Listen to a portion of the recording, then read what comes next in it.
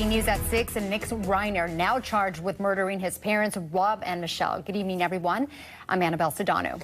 And I'm Camilla Rambaldi. Michael and Colleen have the night off. NBC4 was the first to break the story on the investigation, and tonight we are learning new details about their deaths and how investigators tracked Reiner down. And we've also learned his attorney will be Alan Jackson. He's best known for defending Karen Reed in Massachusetts.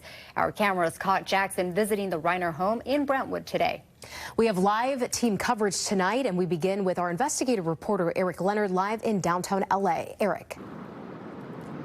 Yeah, the criminal complaint filed just this afternoon includes 2 counts of first-degree murder with the special circumstance allegation of multiple murders.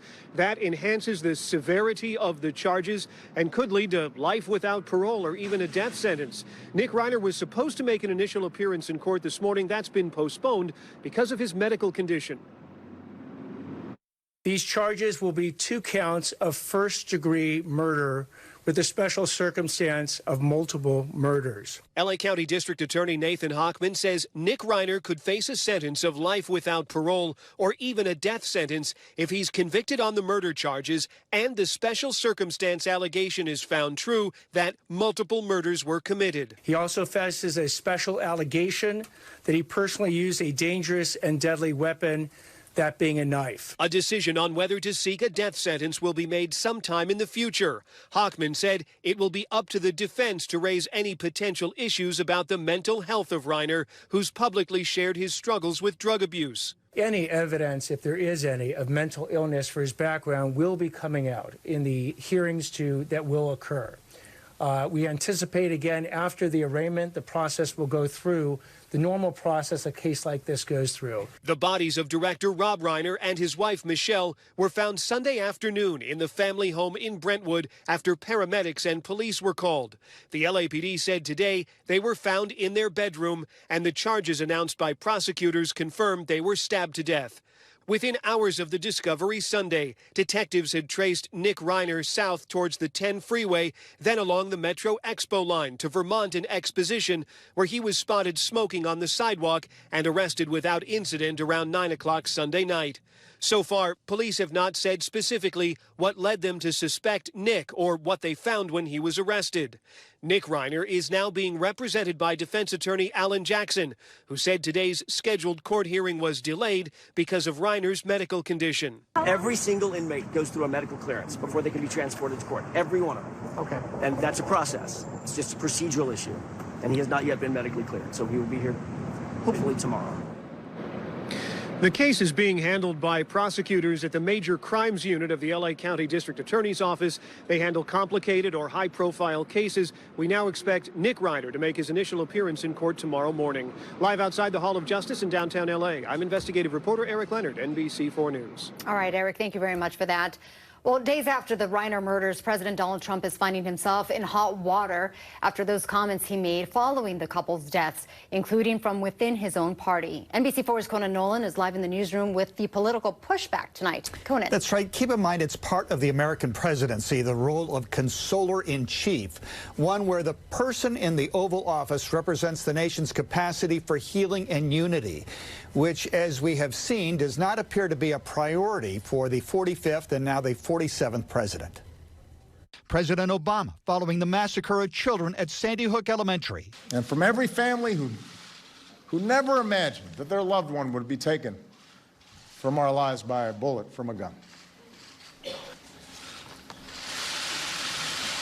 George Bush following 9/11. This is a day when all Americans from every walk of life unite in our resolve for justice and peace. Ronald Reagan after the Challenger disaster. We will never forget them as they prepared for their journey and waved goodbye and slipped the surly bonds of earth to touch the face of God.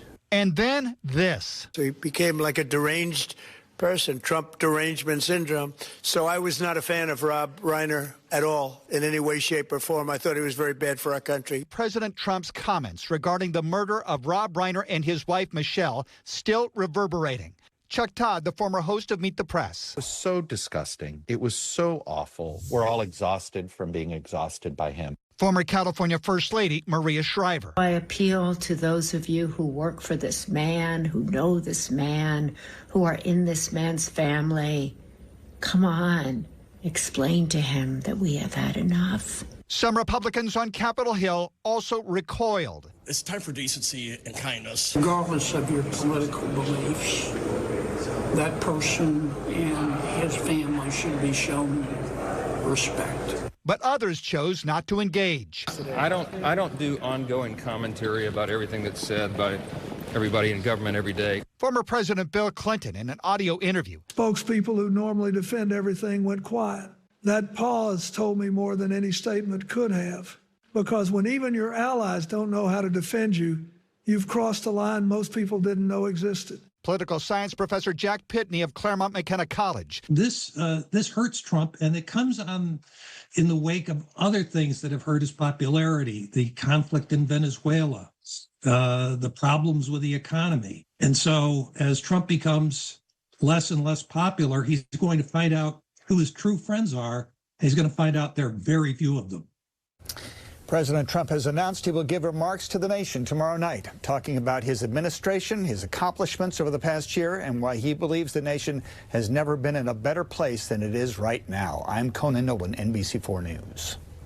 Conan, thank you. Rob and Michelle are also being remembered for their charity and activism. Friends and family say the couple was passionate about issues facing the LGBTQ+ community and early childhood development. The nonprofit 0 to 3 said the Reiners were donors and organizers for decades. They helped raise more than $1 billion in funding for early childhood programs. They created a template for how people can leverage their celebrity, their power in ways that can really change the world. In years past, 0 to 3 has given out the Reiner Award to people who embody the couple's spirit. The nonprofit says it is considering bringing the award back in their honor. Our coverage continues right now on NBCLA.com. We're also posting updates and tributes on the NBCLA app and on all of our social pages.